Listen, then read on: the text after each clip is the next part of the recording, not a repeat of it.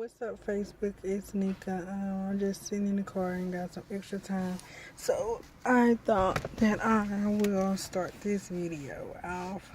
Um, this is going to be the video about what happened to Marsaya or whatever. Um, I had an appointment scheduled on September the 20th. Or was it September the 22nd? No, it was September the 20th. No, the 21st. Excuse me. It was September the 21st. I had an appointment. And just a regular appointment to check the baby or whatever. And as I went to the appointment or whatever, she couldn't detect the heartbeat or the fetal heart tones. So she sent me over to do an ultrasound at this place that she had me doing my ultrasounds at to get a thorough test done. If you see me looking around, I'm just checking my surroundings because, like I said, I was sitting in the car and I have a little time on my hands. So, yeah, she sent me over to do that or whatever. Excuse me, let me let this window up. This window up. It's hot in here. Just a second. Just a second. Yeah, it's hot in here. Yeah, let's get this circulating. Okay, like I was saying. See, this air still not circulating right. Come on. It's freaking hot in here.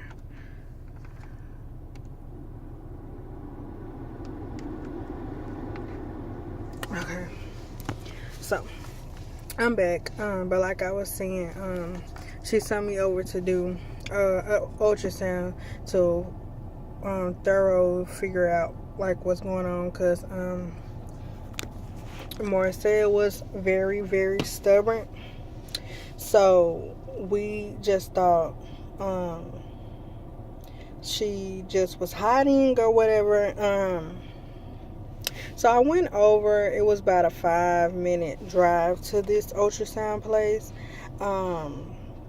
And I had to drink about 4 cups of water so that I can do this ultrasound.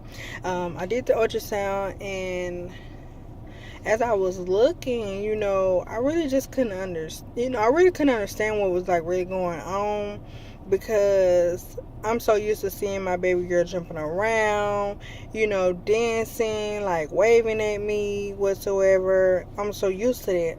And so, like, when I didn't see her moving, I was just like, is she okay? Because I hadn't ate that day, because it was an early appointment, and I was like, okay, she's just being stubborn like her mom. She's hungry. She don't want to be bothered. So as I was trying to read the reaction of the sono tech or whatever, she kind of looked like she was like in some kind of distress or whatever. So I was like, okay, she need to continue to keep the faith and everything will be okay. So as I looked at her one last time, my wife was like, is everything okay? Is my child okay? What's going on? She said, well, I can't tell you anything. It's against my job to do that. The radiologist is going to have to be the one tell you what's going on, whatsoever. So my wife, she's the type of person, she's not very understanding. So she was like, F that.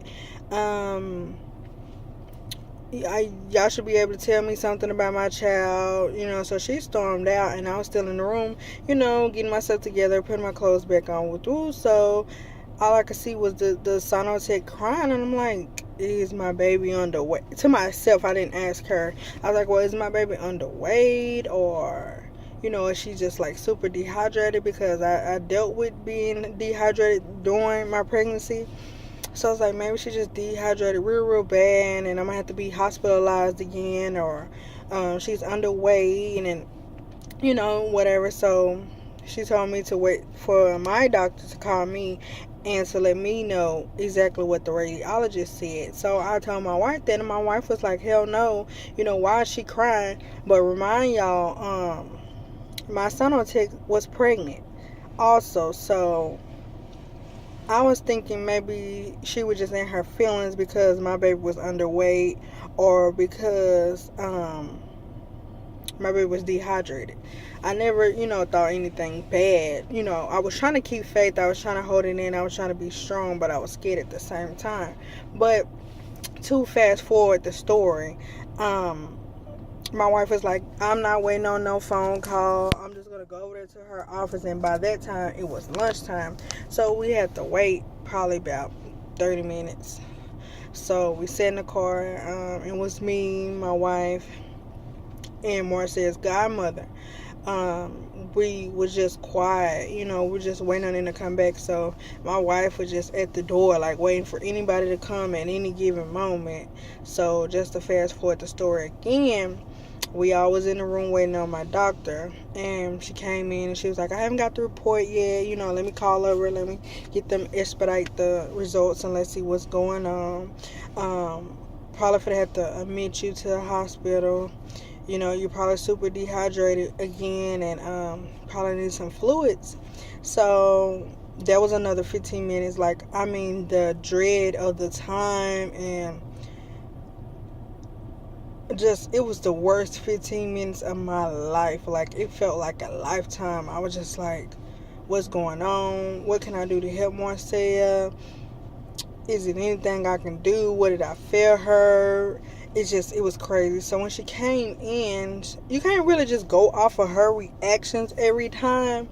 So it was really kind of hard to really just tell you what was going on by looking at her, because her face is always serious and she always looked concerned, because she's one of those doctors that concerned about her patients. So I just really couldn't go off of that. So she finally told me that they did not detect the heartbeat. Marsaya had been in there deceased for 2 to 3 days, because she was already swelling, as she said.